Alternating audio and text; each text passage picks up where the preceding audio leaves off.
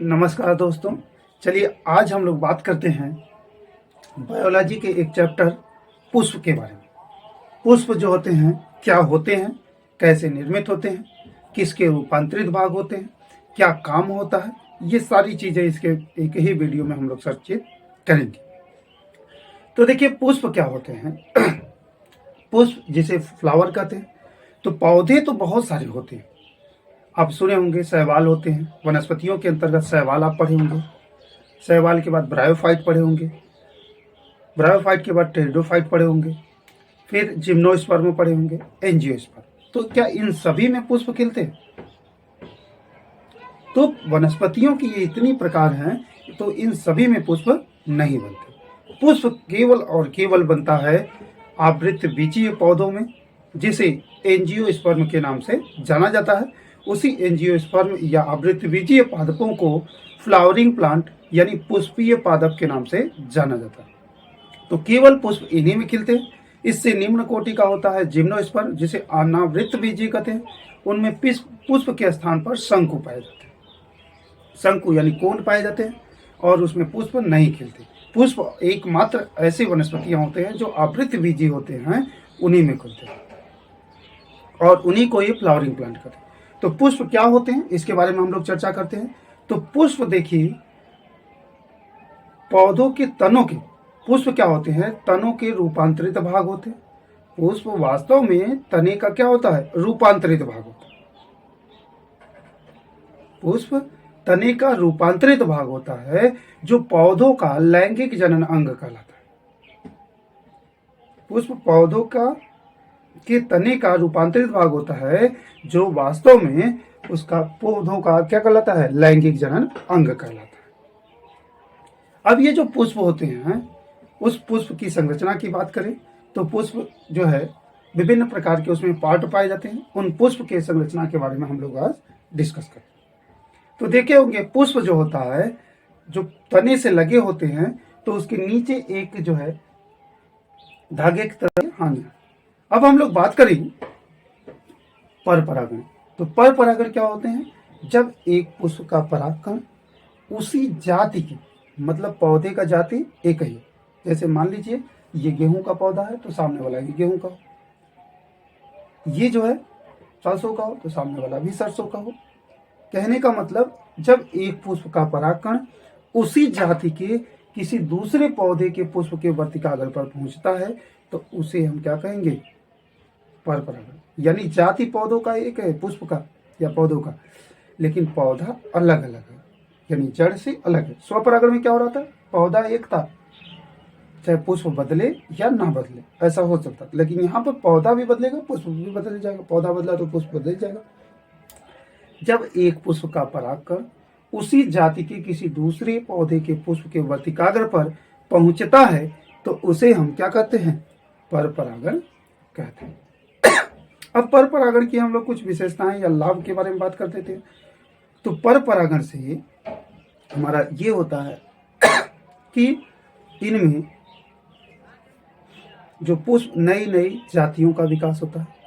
इनके पुष्प, इनकी विशेषता ये होती है, थोड़ा विशेषता फिर लाभ की बात करें तो इनमें क्या होते हैं? इनके पुष्प जो है चमकीले कलर के होते हैं, साथ ही साथ सुगंधित होते हैं। इनके पुष्प क्या होते हैं? चमकीले कलर के होते हैं, सुगंधित होते हैं। इसके साथ साथ इनके जो पुष्प होते हैं, इनमें क्या होते हैं? जो सुगंध होते हैं, ताकि कीटों को ये आकर्षित कर सके। इन सब विभिन्न माध्यमों से होते हैं। अब ये जो पर परागण होते हैं, इसके प्रकार फिर लाभ हानि में बात करेंगे। पर परागण जो होते हैं, इनके कई माध्यम हैं। किन माध्यमों से पर परागण हो सकते हैं? तो पहला पर परागण जो है वायु द्वारा हो सकता है। वायु से कैसे होगा? कि जब कुछ पुष्पों के परागकण वायु के माध्यम से एक पुष्प के वर्तिकाग्र से, परागकोश से दूसरे उसी जाति के दूसरे पौधे के पुष्प के वर्तिकाग्र तक पहुंचते हैं, तो उसे वायु द्वारा परागण कहते हैं। जैसे गेहूं में, धान में, ये किसके द्वारा होता है? वायु द्वारा।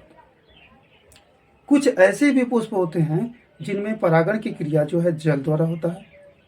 जो जलीय पौधे होते हैं उनमें क्या होता है? जब परागकोश परिपक्व होता है तो परागकोश के स्फुटन से परागकण स्वतंत्र होते हैं और वो जो परागकण होते हैं जल के माध्यम से, जल से बहते हुए वर्तिकाग्र तक, दूसरे पौधे के वर्तिकाग्र तक पहुंचते हैं। तो इस प्रकार के परागण को हम लोग पर परागण कहते हैं।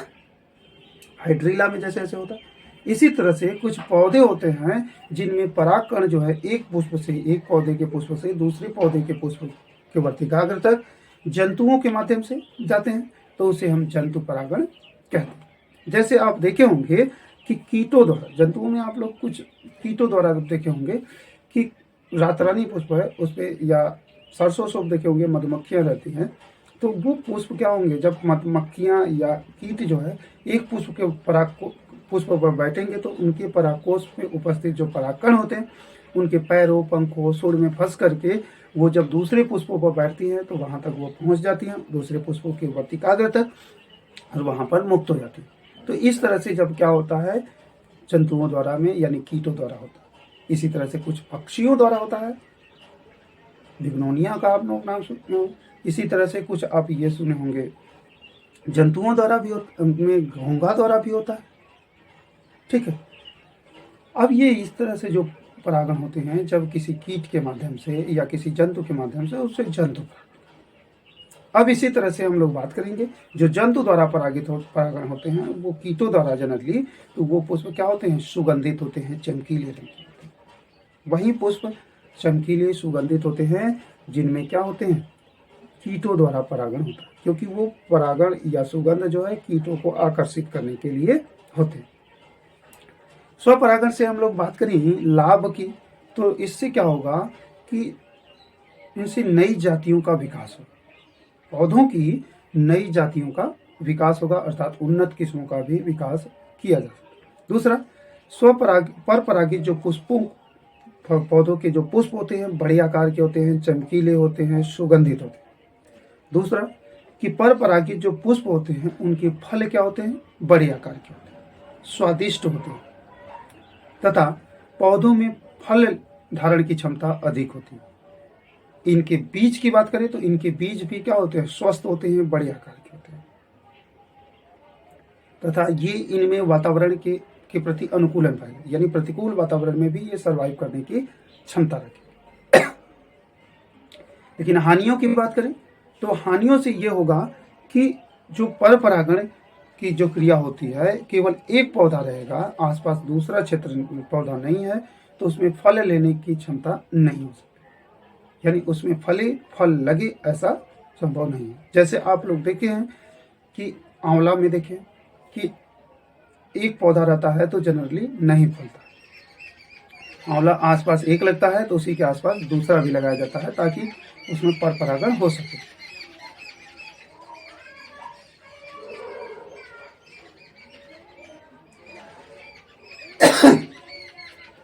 इसी तरह से आप पपीता में देखेंगे कि नर पौधा अलग होता है, मादा पौधा अलग होता है, तो उसमें भी क्या होते हैं, ये दो पौधों का होना अति आवश्यक है। परपरागित वाले में आप देखे होंगे जैसे कद्दू, कोहरा, इस सब में भी क्या होता है, परपरागण होता है, लेकिन उसमें क्या होते हैं, पुष्प अलग अलग होते हैं। देखे होंगे नर पुष्प अलग, मादा पुष्प अलग। परवल उलवल में भी देखेंगे इसी प्रकार से होता है। तो परपरागित से क्या होगा, उसकी अगला क्या हानि हो सकती है, उसकी आनुवांशिक जो है गुण जो है या जातीय लक्षण समाप्त हो सकता है, उसकी आनुवांशिक शुद्धता नष्ट हो जाएगी। क्योंकि जाहिर सी बात है, एक पौधा हो सकता है कि लाल पुष्प का है, दूसरा सफ़ेद पुष्प वाला है, तो इनमें परपरागण होगा तो इनकी शुद्धता समाप्त। इसी तरह से हो सकता है लंबे कद का है, ये छोटे कद का है, तो इनमें भी आनुवांशिक शुद्धता समाप्त हो सकती है। तो परपरागण से इनकी आनुवांशिक शुद्धता या जातीय लक्षण समाप्त हो जाते हैं। तो इस प्रकार से परागण की क्रियाएं संपन्न होती हैं। परागण के बाद जो है आप देखेंगे कि क्या होता है, जो परागकण होते हैं परागकोश पर, उसके बाद फर्टिलाइजेशन या निषेचन होता है। फर्टिलाइजेशन या निषेचन जो होता है, तो हम लोग बात करते हैं अब निषेचन की। तो निषेचन क्या होता है, जहाँ तक बात करते हैं, तो देखिए जो निषेचन होता है, यहाँ क्या होता है कि निषेचन से पूर्व परागकण का परागवर्तिकाग्र पर अंकुरण होता है। जब अंकुरण होता है तो उसमें नली की तरह से संरचना होती है परागकण में, जिसे पराग नली कहते हैं। ये पराग नली वर्तिकाग्र से होते हुए बीजांड के अंदर प्रवेश कर जाता है। जैसे ही प्रवेश करता है तो इसमें क्या होते हैं, दो प्रकार के युग्मक पाए जाते हैं। एक होता है नली केंद्रक एक नर युग्मक। नली केंद्रक जो होता है, केंद्रक पहले नर युग्मक जो होता है बीजांड के अंदर जो है, जो एग सेल होते हैं उसको फर्टिलाइज कर देता है, यानी नर युग्मक मादा युग्मक के साथ परस्पर संयुग्मित होता है, जिसे हम लोग क्या कहते हैं, निषेचन या सत्य निषेचन कहते हैं। निषेचन या सत्य निषेचन के नाम से जानते हैं, जिसके फलस्वरूप वही युग्मन जो भ्रूण का विकास करता है। फिर बाद में भी क्या होता है कि जो बीजांड होते हैं, बीजांड के अंदर क्या होते हैं, भ्रूण कोष होते हैं, भ्रूण कोष के अंदर भी एक प्रकार का द्वितीय केंद्रक होता है, यानी मादा युग्मक के साथ साथ एक में द्वितीय केंद्रक होता है। वो द्वितीय केंद्रक 2n के रूप में होता है। वो द्वितीय केंद्रक नली केंद्रक के साथ संयुग्मित होता है और बना लेता है एक 3n के रूप में। क्या बना लेता है, त्रिगुणित कोशिका बना लेता है। और इस प्रकार से निषेचन की क्रिया पुष्पों में, आवृत्ति बीजीय पुष्पों में कितनी बार हुई, 2 बार हुई। इस तरह से हम लोग इसे कहते हैं दोहरा निषेचन। क्या कहते हैं, दोहरा निषेचन, क्योंकि इसके अंदर जो द्वितीय केंद्रक होता है वो द्वितीय केंद्रक क्या करता है, नली केंद्रक के साथ संयुग, एक तो सत्य निषेचन हुआ, नर युग्मक मादा युग्मक के साथ संयुग्मित हुआ, वो सत्य केंद्र निषेचन हुआ। फिर लेकिन क्या होते हैं, उसी में द्वितीय केंद्रक होता है, वो द्वितीय केंद्रक नली केंद्रक के साथ संयुग्मित होकर के किसका विकास करता है, तृतीय केंद्रक का या त्रिगुणित केंद्रक का, जिसे हम लोग इस प्रकार से जो निषेचन हुआ 2 बार हुआ, इसलिए हम द्वितीय निषेचन या डबल फर्टिलाइजेशन के नाम से कहते हैं। ये प्रकार हुआ निषेचन के। निषेचन के बाद आप लोग देखे होंगे कि पुष्प में बहुत सारे परिवर्तन होते हैं। तो निषेचन के बाद पुष्प में होने वाले परिवर्तन की हम लोग चर्चा करेंगे। तो चलिए आज हम लोग बात करते हैं निषेचन के बाद जो कीजिएगा, जब एक पुष्प का परागकण उसी पुष्प के वर्तिकाग्र पर, एक पुष्प का परागकण उसी पुष्प के वर्तिकाग्र पर अथवा उसी पौधे के किसी दूसरे पुष्प के बीजांड के अंदर जो है, जो एग सेल होते हैं उसको फर्टिलाइज कर देता है, यानी नर युग्मक मादा युग्मक के साथ परस्पर संयुग्मित होता है, जिसे हम लोग क्या कहते हैं, निषेचन या सत्य निषेचन कहते हैं। निषेचन या सत्य निषेचन के नाम से जानते हैं, जिसके फलस्वरूप वही युग्मन जो भ्रूण का विकास करता है। फिर बाद में भी क्या होता है कि जो बीजांड होते हैं, बीजांड के अंदर क्या होते हैं, भ्रूण कोष होते हैं, भ्रूण कोष के अंदर भी एक प्रकार का द्वितीय केंद्रक होता है, यानी मादा युग्मक के साथ साथ एक में द्वितीय केंद्रक होता है। वो द्वितीय केंद्रक 2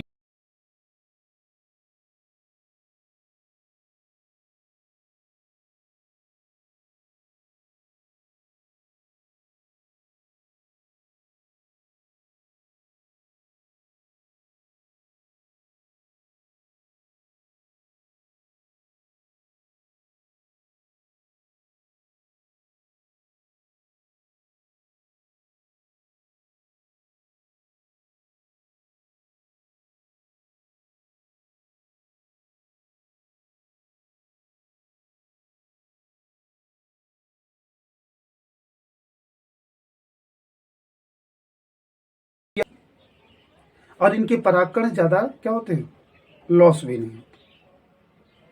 साथ ही साथ इनसे कुछ लाभ होते हैं। लाभ का मतलब कि इनका पीढ़ी दर पीढ़ी आनुवांशिक लक्षण बना रहता है, यानी आनुवांशिक शुद्धता इसका बना रहता है, किसी लक्षण के साथ उसका सम्मिश्रण होने की कोई संभावना नहीं रहेगी। जो जिस क्वालिटी का है उसी क्वालिटी का। अगर पर परागण होता तो एक पौधा छोटे कद का है, दूसरा हो सकता है लंबे कद का है, तो इसका उस पर जाता तो इनके गुणों में क्या होता, सम्मिश्रण होता। लेकिन ऐसा पर स्वपरागण में नहीं। हानियां इससे ये होती हैं कि इससे नए पौधे का विकास या नई जाति का विकास संभव नहीं। दूसरा चीज कि स्वपरागित पुष्पों के जो फल होते हैं कुछ पीढ़ियों, कुछ दिनों के बाद धीरे धीरे वो छोटे कद के होते चले जाते हैं। पुष्प भी फ्लावरिंग की क्षमता भी कम घटती चली जाती है। इनकी गुणवत्ता युक्त नहीं होते। साथ ही साथ इनकी कुछ पीढ़ियों, कुछ समय के बाद, यानी लंबी अवधि के बाद जैसे फलते फलते चले जाते हैं, तो इनसे जो पौधे प्राप्त होते हैं दुर्बल एवं कमजोर प्रकृति के। ये इनकी हानियां। अब हम लोग बात करेंगे पर परागण। तो पर परागण क्या होते हैं, जब एक पुष्प का परागकण उसी जाति की, मतलब पौधे का जाति एक ही, जैसे मान लीजिए ये गेहूं का पौधा है तो सामने वाला भी गेहूं का हो, ये जो है सरसों का हो तो सामने वाला भी सरसों का हो। कहने का मतलब जब एक पुष्प का परागकण उसी जाति के किसी दूसरे पौधे के पुष्प के वर्तिकाग्र पर पहुंचता है तो उसे हम क्या कहेंगे, पर परागण। यानी जाति पौधों का एक है, पुष्प का या पौधों का, लेकिन पौधा अलग अलग है, यानी जड़ से अलग है। स्वपरागण में क्या हो रहा था, पौधा एक था, चाहे पुष्प बदले या ना बदले ऐसा हो सकता था, लेकिन यहाँ पर पौधा भी बदलेगा पुष्प भी बदल जाएगा, पौधा बदला तो पुष्प बदल जाएगा। जब एक पुष्प का परागकण उसी जाति के किसी दूसरे पौधे के पुष्प के वर्तिकाग्र पर पहुंचता है तो उसे हम क्या कहते हैं, पर परागण कहते हैं। अब पर परागण की हम लोग कुछ विशेषताएं या लाभ के बारे में बात करते थे। तो पर परागण से हमारा ये होता है कि इनमें जो पुष्प नई नई जातियों का विकास होता है। इनके पुष्प, इनकी विशेषता ये होती है, थोड़ा विशेषता फिर लाभ की बात करें तो इनमें क्या होते हैं, इनके पुष्प जो है चमकीले कलर के होते हैं, साथ ही साथ सुगंधित होते हैं। इनके पुष्प क्या होते हैं, चमकीले कलर के होते हैं, सुगंधित होते हैं। इसके साथ साथ इनके जो पुष्प होते हैं इनमें क्या होते हैं, जो सुगंध होते हैं ताकि कीटों को ये आकर्षित कर सके। इन सब विभिन्न माध्यमों से होते हैं। अब ये जो पर परागण होते हैं इसके प्रकार फिर लाभ हानि में बात करेंगे। पर परागण जो होते हैं इनके कई माध्यम हैं, किन माध्यमों से पर परागण हो सकते हैं। तो पहला पर परागण जो है वायु द्वारा हो सकता है। वायु से कैसे होगा कि जब कुछ पुष्पों के परागकण वायु के माध्यम से एक पुष्प के वर्तिकाग्र से, परागकोश से दूसरे उसी जाति के दूसरे पौधे के पुष्प के वर्तिकाग्र तक पहुंचते हैं तो उसे वायु द्वारा परागण कहते हैं। जैसे गेहूं में, धान में, ये किसके द्वारा होता है, वायु द्वारा।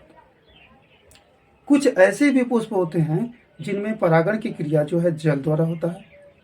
जो जलीय पौधे होते हैं उनमें क्या होता है, जब परागकोश परिपक्व होता है तो परागकोश के स्फुटन से परागकण स्वतंत्र होते हैं और वो जो परागकण होते हैं जल के माध्यम से, जल से बहते हुए वर्तिकाग्र तक, दूसरे पौधे के वर्तिकाग्र तक पहुंचते हैं।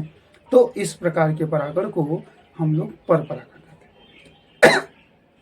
हाइड्रीला में जैसे ऐसे होता है, इसी तरह से कुछ पौधे होते हैं जिनमें परागकण जो है एक पुष्प से, एक पौधे के पुष्प से दूसरे पौधे के पुष्प के वर्तिकाग्र तक जंतु केंद्रक होता है। वो द्वितीय केंद्रक 2n के रूप में होता है। वो द्वितीय केंद्रक नली केंद्रक के साथ संयुग्मित होता है और बना लेता है एक 3n के रूप में।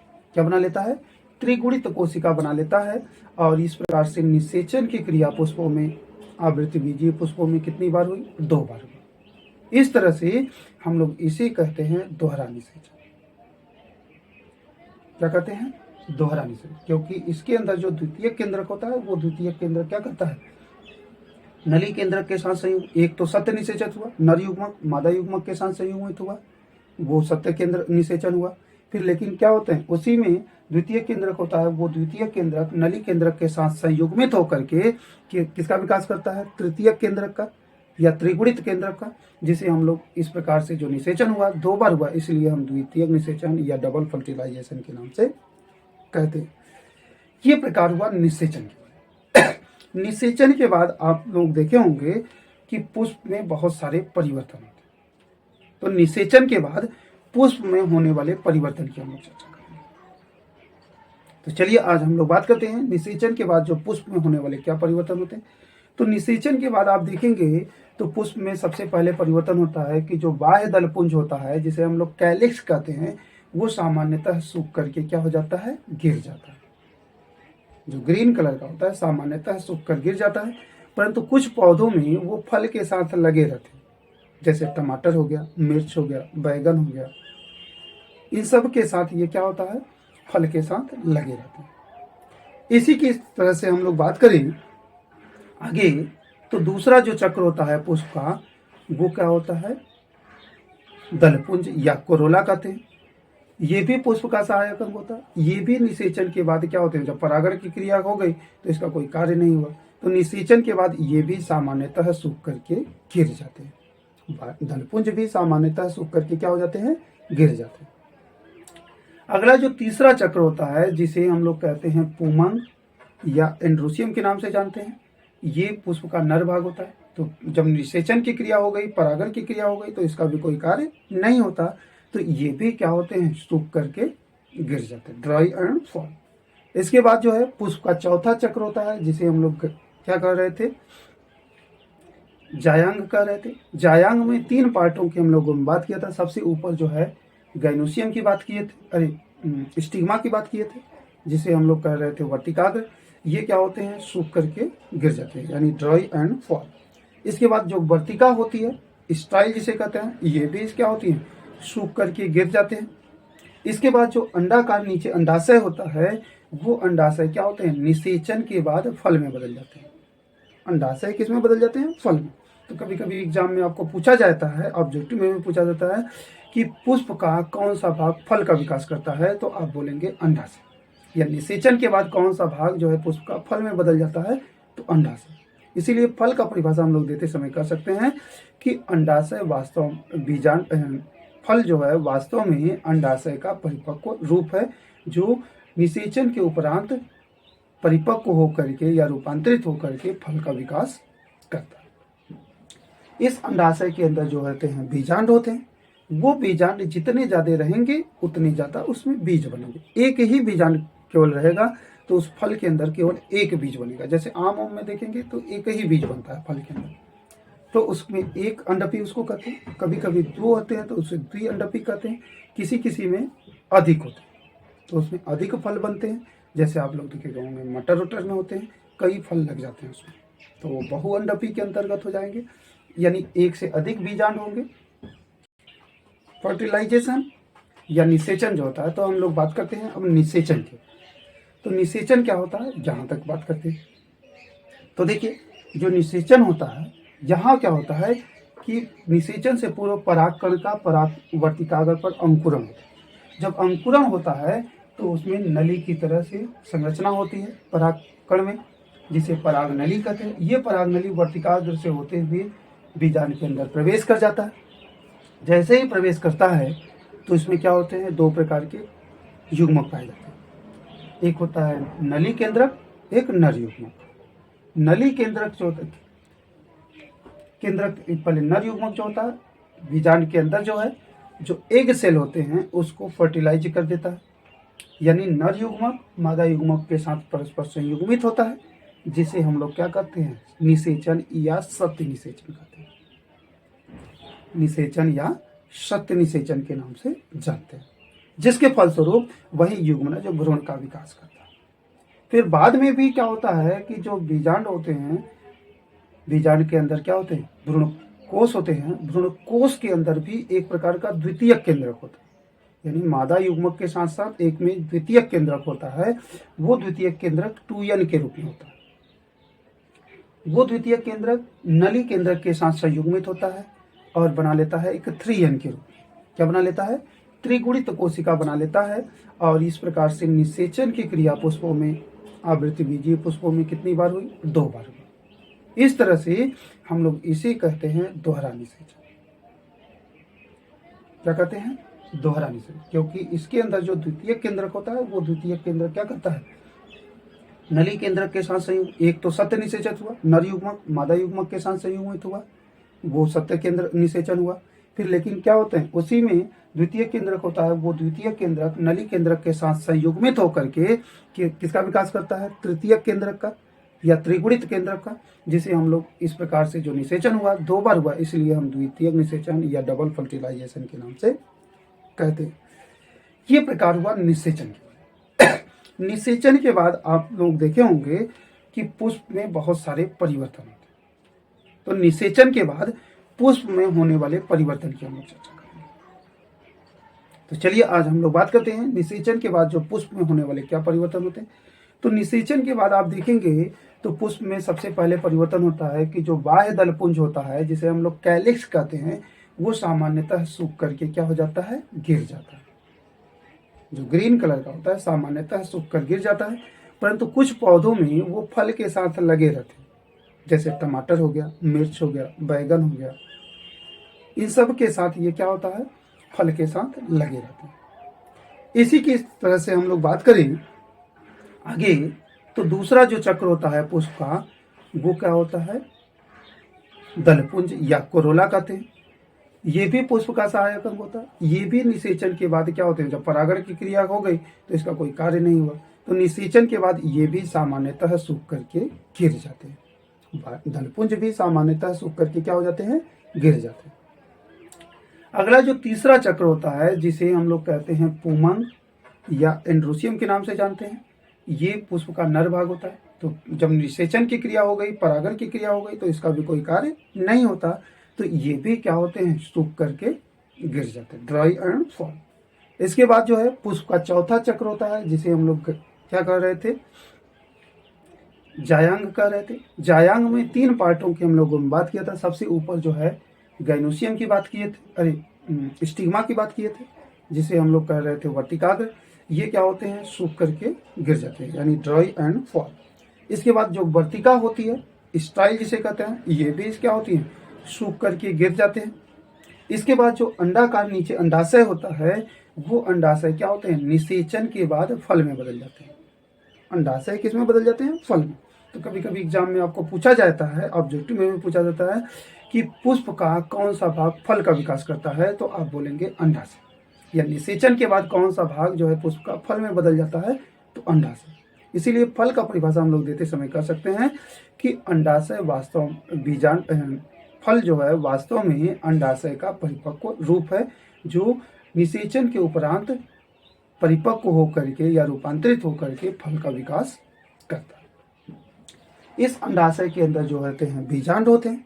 वो बीजांड जितने ज्यादा रहेंगे उतने ज्यादा उसमें बीज बनेंगे। एक ही बीजांड केवल रहेगा तो उस फल के अंदर केवल एक बीज बनेगा। जैसे आम में देखेंगे तो एक ही बीज बनता है फल के अंदर, तो उसमें एक अंडपी उसको कहते हैं। कभी कभी 2 होते हैं तो उसे द्विअंडपी कहते हैं। किसी किसी में अधिक होते हैं तो उसमें अधिक फल बनते हैं। जैसे आप लोग देखेंगे होंगे मटर उटर में होते हैं, कई फल लग जाते हैं उसमें, तो वो बहुअंडपी के अंतर्गत हो जाएंगे। यानी एक से अधिक बीजांड होंगे तो उसमें एक से अधिक फल लगेगा। तो जो बीजांड होते हैं, निषेचन के उपरांत जो बीजांड किस में बदल जाते हैं, बीज में बदल जाते हैं। निषेचन के उपरांत जो है बीजांड बीज में, यानी उसमें बीजांड अनेक हैं तो उस फल के अंदर अनेक बीज लगेंगे। बीजांड एक है तो फल के अंदर एक बीज लगेंगे। जैसे मटर में देख लीजिए, अरहर में देख लीजिए, फल एक है उसके अंदर बीज अनेक।